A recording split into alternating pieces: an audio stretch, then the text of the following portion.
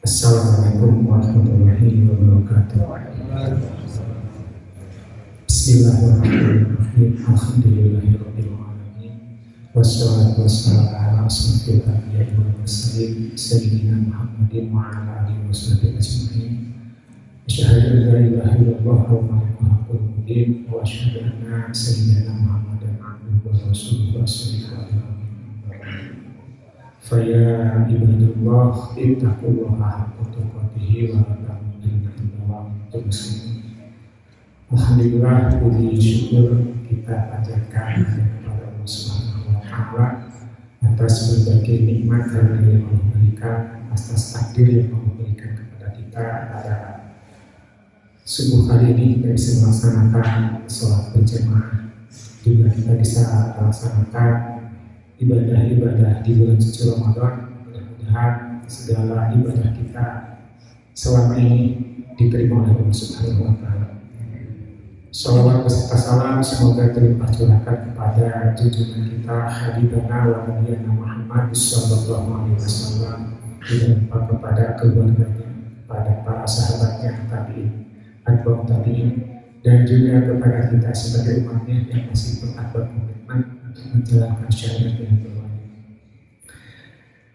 Sedang sholat subuh yang dihormati, dimuliakan oleh Allah Subhanahu wa taala. Pada kesempatan kali ini saya diberi tugas untuk menyampaikan tema tentang Lailatul Qadar.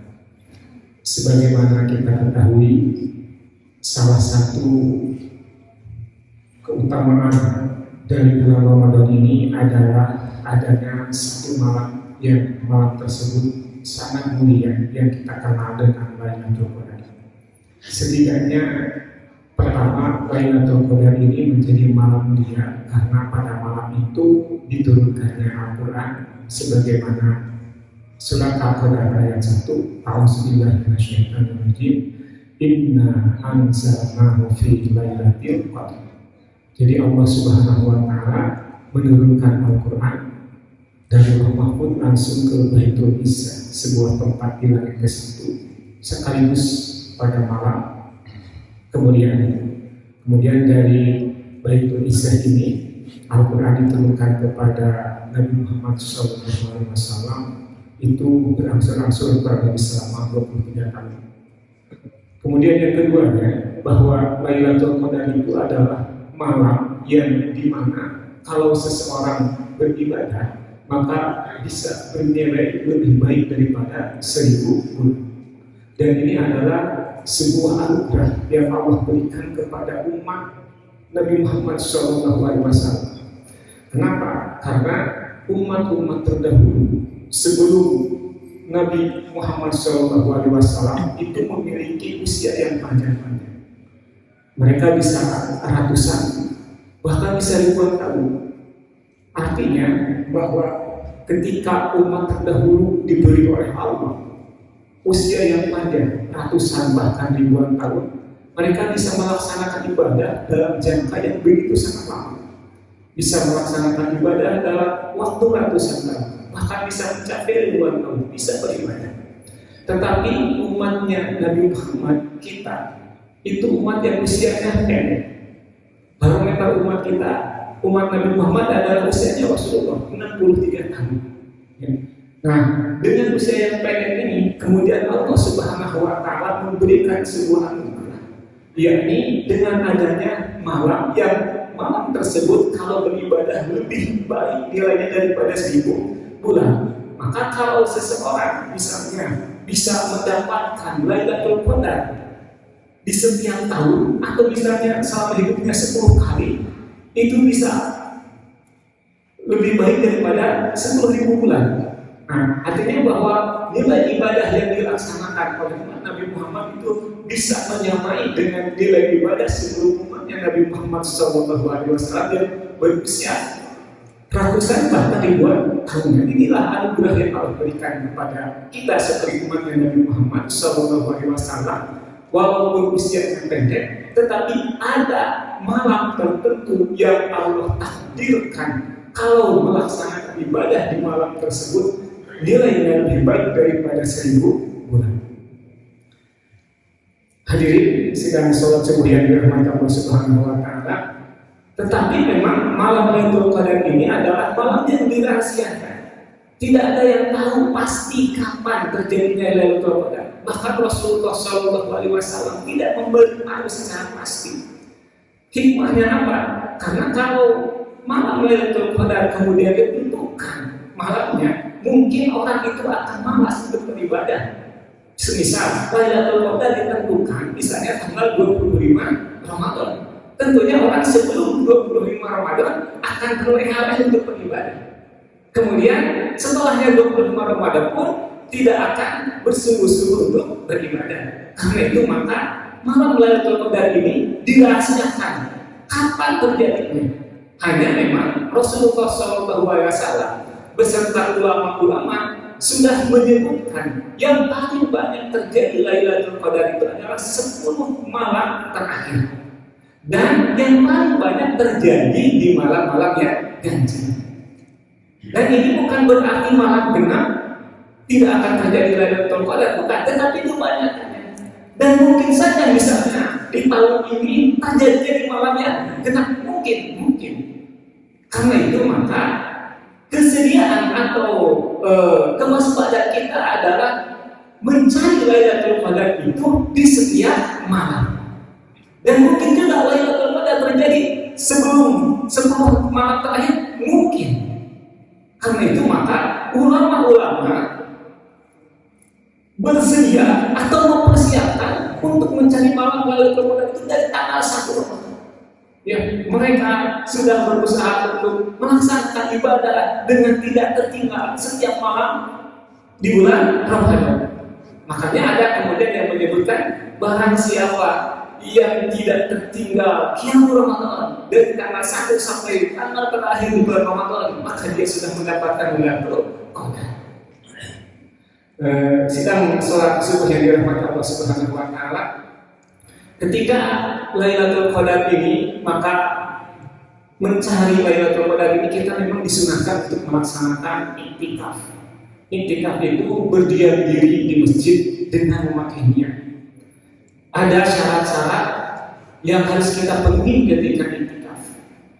Nah, idealnya bapak-bapak, ibu-ibu, iktikaf itu memang idealnya 10 hari terakhir itu tetap berada di masjid kecuali kebutuhan-kebutuhan tertentu.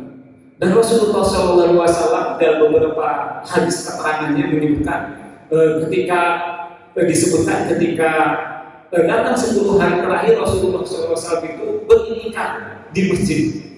Nah, idealnya masuk 10 malam terakhir, nanti keluarnya itu menjelang sholat Idul Fitri. Itu idealnya dari iktikaf.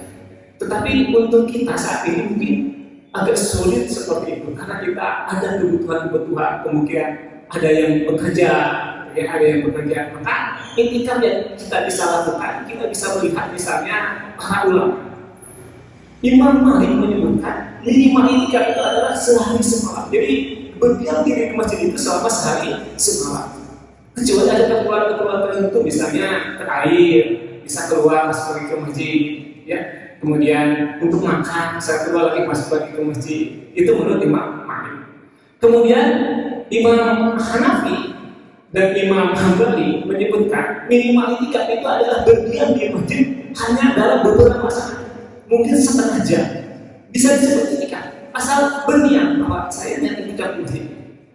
Kemudian Imam Syafi'i lebih pendek lagi, iktikaf itu adalah berdiam diri di masjid dengan berniat iktikaf sekira-kira ukuran tumanina dalam ruku ataupun di dalam sujud. Maka ketika seseorang berdiam diri 15 detik saja di masjid, menurut Imam Syafi'i itu sudah disebut atau sudah termasuk ke dalam iktikaf.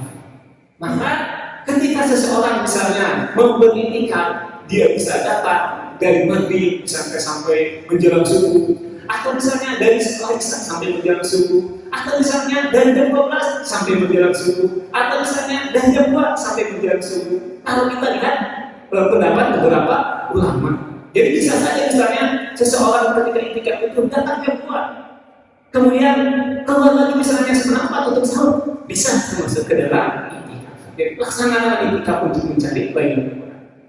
Kemudian ketika kita berdiam diri di masjid itu, apa yang harus kita lakukan?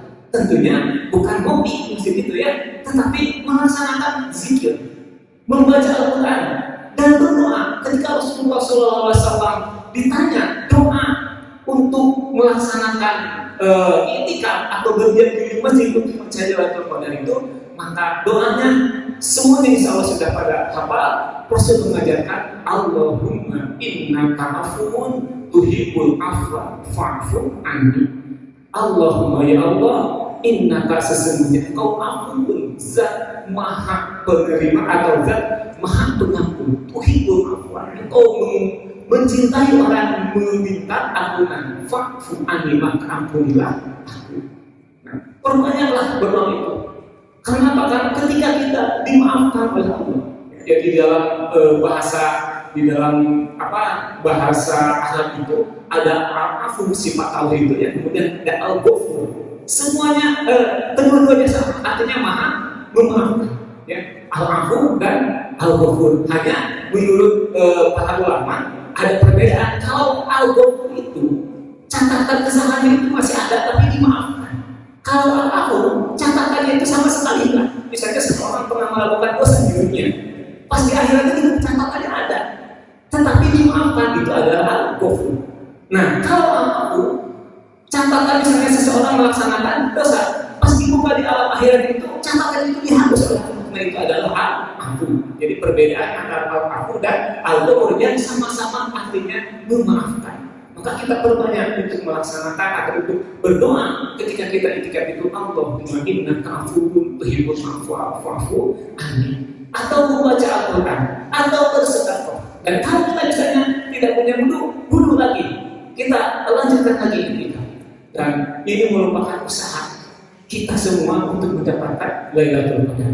Kemudian bersedekah, ya. Kemudian juga membaca Al-Quran, sholat sunnah perbanyak. Dan itu adalah amalan-amalan yang ketika itu berkenaan tepat dengan Lailatul Qadar, maka amalan-amalan tersebut akan lebih baik daripada 1000 bulan. Artinya 2 rakaat yang kita laksanakan ketika malam Lailatul Qadar itu lebih baik daripada kita melaksanakan sholat selama 1000 bulan lebih. Satu misalnya ayat yang kita baca ketika malam Lailatul Qadar itu lebih baik daripada kita melaksanakan baca Al-Quran selama 1000 bulan penuh atau 1000 bulan lebih. Karena itu maka mari kita untuk bersama-sama di bulan Ramadan ini menyambut Lailatul Qadar, mencari Lailatul Qadar dengan memperbanyak beribadah kepada Allah. Mudah-mudahan kita semua mendapatkan malam kemuliaan itu. Mudah-mudahan Allah Subhanahu wa Ta'ala memberikan kesempatan kepada kita untuk bersama-sama mendapatkan Lailatul Qadar. Demikian yang bisa disampaikan. Benar kata Allah Subhanahu wa Ta'ala. Saya salahnya dari saya sendiri.